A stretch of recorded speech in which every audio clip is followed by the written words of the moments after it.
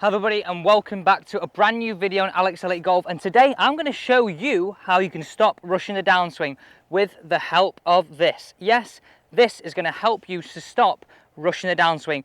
Welcome back to a brand new video on Alex Elite Golf, and today you join me on the third at Carden Park, a par 3. Let's get straight into how we can stop rushing the downswing.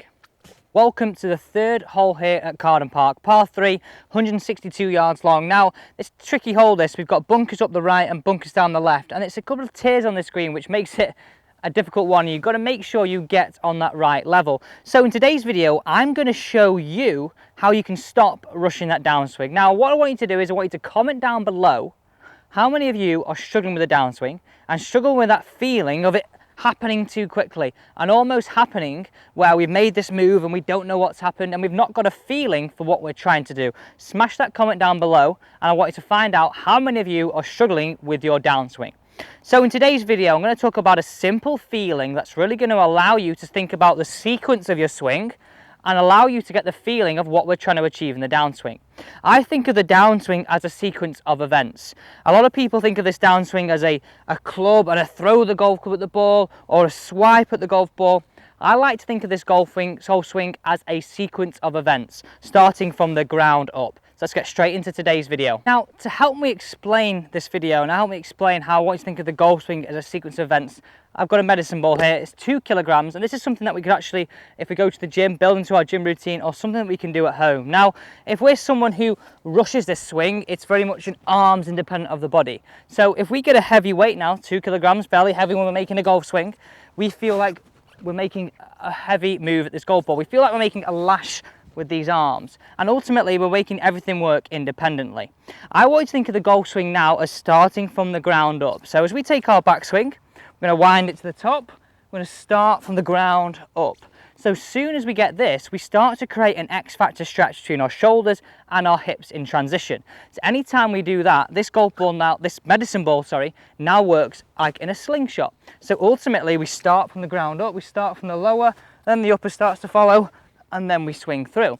So if we had to put an order in the sequence of the events, I'd like to feel that your belt buckle starts to work towards the target, then your upper body follows, and then your arms follow in the transition phase down towards the golf ball. And doing it with a 2 kilogram medicine ball really gives us that feeling of what we're trying to do. Now you could throw this against the wall. You could throw this against the wall, get a good feeling of the arms and body working together, not rushing and working independent.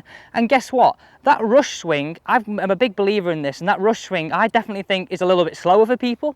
When people feel like it's more in time, more in sync, it feels slower because we're not off balance. So ultimately, if we're more in time, in sync, we're probably going to produce a better club head speed. Whereas if we're trying to make a lash at the golf ball independently with the arms, then that's where I think we can suffer with accuracy, but also with distance. So really nice simple feelings. We're going to feel it in transition. We're going to start from the ground up. So our first feeling like our move is that our belt buckle starts to work towards target. So let me show you again. To the top, towards target. It's all in sync. See here, I'm doing this. I can start to build up some speed and really get a feeling of the arms and the body working in sync. Because anytime they're not, we're going to lose a little bit of balance, accuracy, and distance, and ultimately feel really rushed. So we know what the feeling is with a 2 kilogram ball. How can we apply this to the golf club? So we now know what feeling we're looking for in terms of with the medicine ball, feeling like we're starting from the ground up. So in transition, the belt buckle works towards the target, so that the hips start to move before the shoulders, creating the X factor stretch, and then they follow through like a slingshot. It's not a swipe with the upper body towards a golf ball, because that's generally going to feel like it's rushed, uncontrollable, and definitely going to be lacking in power and accuracy out on the golf course. So what can we do here in terms of the feeling with the golf club? Now, this is something that I would definitely do on the range and possibly build into our pre-shot routine. Now, over the golf ball, it's not something I definitely will think about, but it's something that I have built into my routine as an underlying thought to the whole golf swing. So what can we feel here? And this is the way I want you to feel and learn it. So remember with the medicine ball, we started from the ground up. So the way I want you to do this now, I want you to swing to the top, nice and slow. Start to feel the hips move first, then the shoulders, really slowly, let the arms feel like they're delayed. Almost feel the arms are still working up, creating that stretch, and then swing through. So this first part of our downswing, I really want you to feel the arms are the last thing to move, or the hands are the last thing to move, and then we do it slowly, slowly, build the power, let it go. So let me show you that again. To the top, build up the stretch, swing through. And again, to the top, build up the stretch, belt buckle target, and move through. So ultimately, if we look at it in terms of the body, we're trying to swing to the top, create the stretch between our hips and our shoulders, and then come through towards the target. Like I said before, imagine like a slingshot or a boat. When you're on the back of a boat on a water ski, it gets to a point where it comes through at its fastest speed.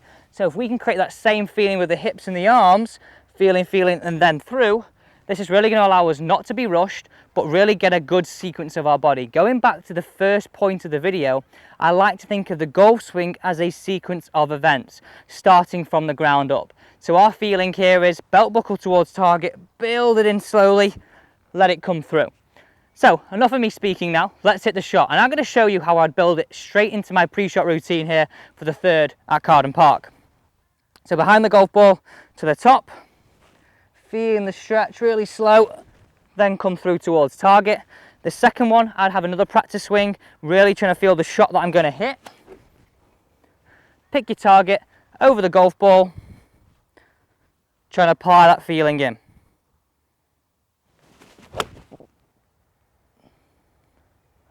A little bit like that, and that really gave me a good sense of timing within the golf swing, a good sense of rhythm, because it wasn't me trying to swipe at the golf ball, it was me trying to feel.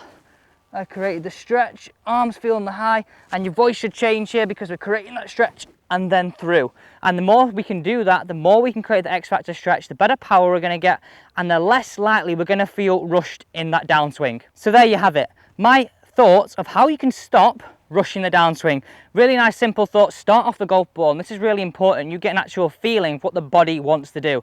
Remember, it's a sequence of events. So if we can feel with the medicine ball, we swing to the top, the lower half goes, then the upper half, and then we come through.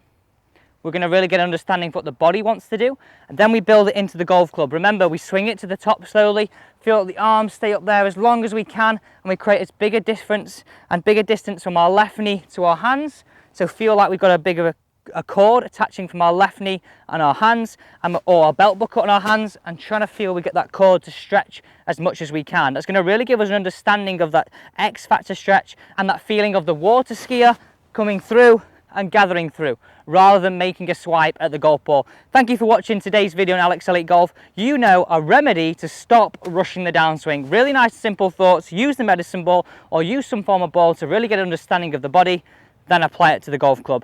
Thank you for watching. Don't forget to smash that subscribe button and comment down below. See you next time on Alex Elliott Golf.